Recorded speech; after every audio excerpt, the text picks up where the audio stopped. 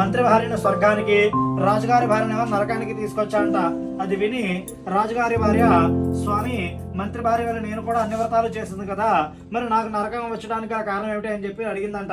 అప్పుడు అతను చెప్పాడంట, ఏమని చెప్పేసి, ఈ విధంగా నీవు ఆ యొక్క మంత్రి గారి భార్య చతుర్గుప్తు యొక్క నోమును వచ్చింది, నువ్వు మాత్రం నా నోమును నోయలేదు, అందువలన ఈ విధంగా జరిగిందని చెప్పేసి చెప్పగానే ఆమె అతన్ని మళ్ళీ బ్రతిమల, ఆ చతుర్గుప్తుని మళ్ళీ బ్రతిమలాలి వెంటనే మళ్ళీ భూలోకానికి వచ్చి చక్కగా ఆ యొక్క చతుర్గుప్తు నోము నోస్తుందంట. ఆ నోము నోచిన తర్వాత అప్పుడు మళ్ళీ అతను కాలం గడిచి మళ్ళీ బయటకు వెళ్ళిన తర్వాత అప్పుడు ఆ చతుర్గుప్తుడు మళ్ళా తనను కూడా స్వర్గానికి పంపిస్తాడంట. విన్నారు కదా భక్తులారా, ఎవరైనా సరే శ్రీ చతుర్గుప్తు నోము అనేటువంటిది తప్పనిసరిగా నోము నోచుకోవాల్సిందిగా మనకి ఇది సూర్యభగవానుడు ద్వారా తను ఎంతసేపు కూడా శిక్షణ వేయడానికి సరిపోతుందంట. కానీ విచారణ జరిపించడానికి గాను వాళ్ళకి ఎవరు నియమించాలో తెలియక, ఏమి చేయాలో తెలియక బ్రహ్మదేవుడు 11,000 సంవత్సరాలు తపస్సు చేస్తాడంట. నిర్విరామంగా తపస్సు చేసి కళ్ళు తెరిచి చూసేపాటికి రాజానుభావుడు చేతుల పుస్తకము మరియు కళ్ళు పట్టుకున్నటువంటి చతుర్గుప్తుడు దర్శనిస్తాడంట. దర్శనించిన తర్వాత అప్పుడు నాయన నీకు ఎవరు ఇక్కడికి ఎందుకు వచ్చారని చెప్పేసి బ్రహ్మదేవుడు అడిగితే, స్వామి నేను మీ యొక్క మనసులో ఉండేటువంటి కోరిక వల్ల నేను జన్మించినటువంటి వాడిని అని చెప్పేసి చెప్పగానే, స్వామి మరి నాకైతే ఏదన్నా పేరు పెట్టమని చెప్పేసి అడుగుతాడంట. నీవు నా యొక్క మనసులోంచి చిత్ర అంటే మనసులో ఉండేటువంటిది, గుప్తము అంటే ఏది సైలెంట్ గా మనం కనపడకుండా దాగి ఉన్నటువంటిది అని అర్థం. ఆ విధంగా నువ్వు నా మనసులో ఉండేటువంటి కోరిక వల్ల జన్మించావు కాబట్టి నీకు చిత్రగుప్త అని చెప్పేసి నామకరణం చేస్తానని చెప్పేసి ఆ రోజు బ్రహ్మదేవుడు అంట ఆయనకు చిత్రగుప్తుడుగా నామకరణం చేశాడంట. అందువల్ల యొక్క చిత్రగుప్తుడు కూడా బ్రహ్మ మానస పుత్రుల్లో ఈయన కూడా ఒకడంట. అర్థమైందమ్మా? అక్షులు సంస్కారం చేసుకోండి.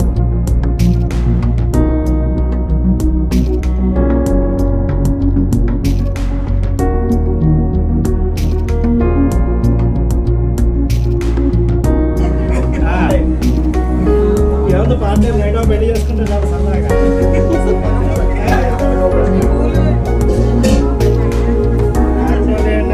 కాకపోతే ఏంటంటే దీంట్లో ఉన్నప్పుడు మా జీవ మాంసాలు అనేది బాధయ్యాలి.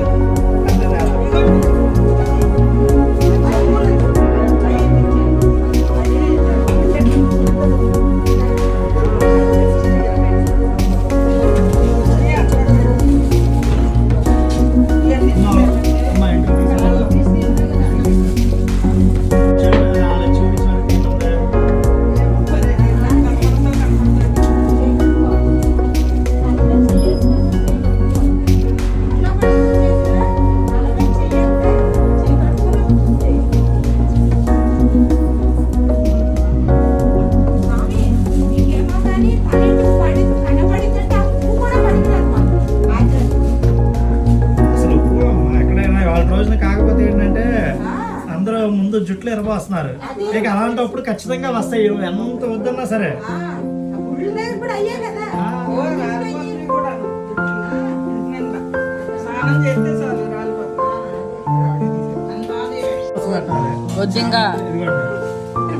ఇదిగో మొగటి శామంతాడు పెట్టండి, దాంట్లో ఒకటి తీసి ఇదిగోండి రెడ్ కలర్ శామంతాడు కండి, రెడ్ కలర్ పెట్టండి సరిపోతుంది.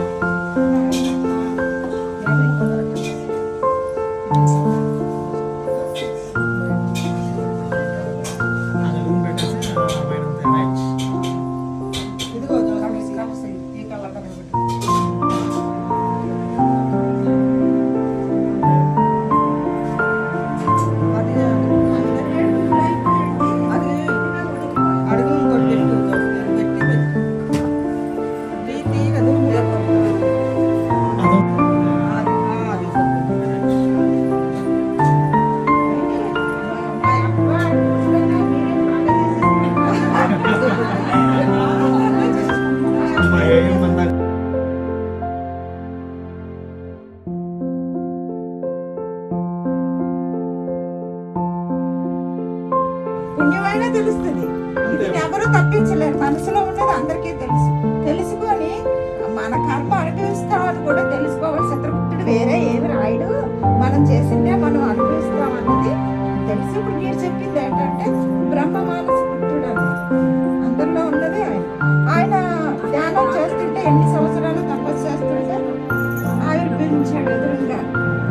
ఎదురుగా నిలబడితే నీవు ఏంటి తపస్సు ఫలితం నేను వచ్చాను అన్నది అది మనకి పురాణ ప్రకారంగా తెలుసా ఉన్నట్టు. అది అదేమిటి అంటే బ్రహ్మదేవుడు ఈ విధంగా లెక్కలు చేయడానికి ఏమన్నా ఒక మనిషి కావాలని చెప్పి తన మనసులో ఆలోచన రావడంతోనే 10,000 సంవత్సరాల పాటు తపస్సు చేస్తాడు. తపస్సు చేసి బయలుదేరంగానే తన ముందు ఆజానుబాహుడు అలాగే చేతిలో ఒక పుస్తకం పట్టుకుని కలం పట్టుకుని ఉంటుంటే ఒక వ్యక్తి కనబడతాడు. ఎవరు ఏంటి అంటే నీవెవరు అని చెప్పేసి బ్రహ్మదేవుడు అడిగితే, స్వామి మీ మనస్సులో ఒకరిని కోరుకున్నారు కదా అతన్నే నేను అంటాడు. అంతలో వెంటనే సరే స్వామి మరి నాకు ఏదైనా నామకరణం చేయండి అంటే, నీవు నా యొక్క మనసులో ఉండేటువంటి కోరికలను నీవు జన్మించావు, అందరికీ కూడా నీవు నిశ్శబ్దంగా ప్రతి ఒక్కటి కూడా లెక్క వేస్తావు కాబట్టి నీకు చిత్రగుప్తుడు అనేటువంటి నామకరణం చేస్తానని చెప్పేసి ఆ రోజు బ్రహ్మదేవుడు చెప్తాడంట. అందువల్ల ఆ రోజు నుంచి కూడా ఆయన్ని చిత్రగుప్తుడుగా బాగా ఆ చిత్రగుప్తుడు అనేటువంటి పేరు నామకరణం చెందింది. అది ఓకేనమ్మా.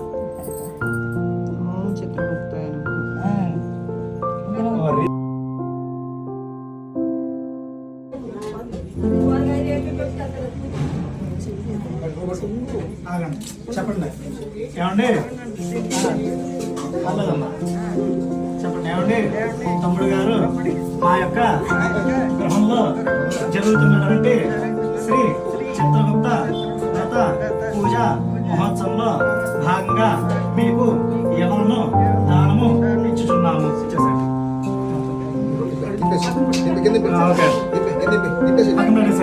వదిలేసండమ్మా మీరు వదిలేయాలి. యవదా శ్రీవన్న ఫలదానం తొప్యమహం సంప్రదే నమ నక్షత్రయ్యమ్మ భద్రాయ ప్రశస్తేంద్రియ ఆయుష్యేంద్రియ ప్రతిష్టతి. ఓకే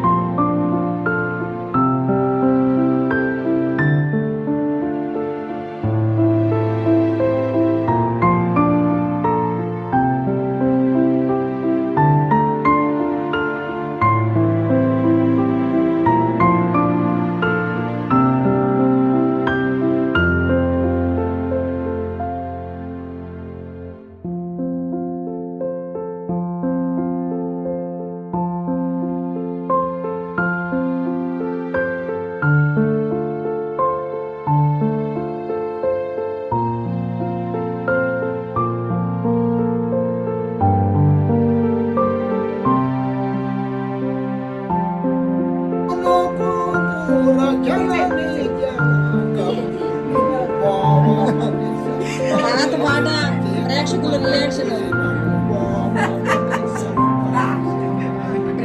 రియాక్షన్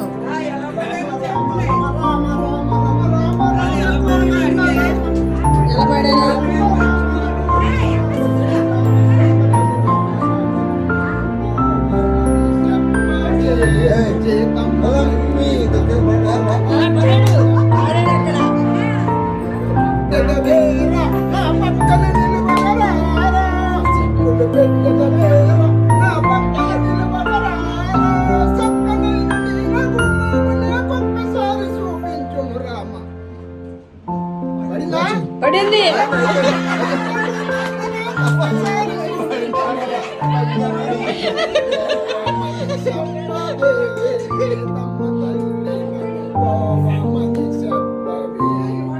రామ రామ రామ రామ రామ రామ రామ రఘు రామ రామ కోదండ రామ పట్టాభి రామ శ్రీరామ చంద్రహారు రామ సీతమ్మ తల్లి నన్ను పోవమని చెప్పవి. బాగులేదా బాగులేదా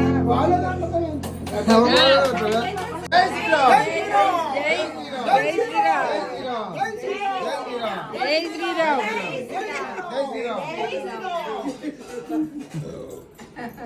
ఎన్ని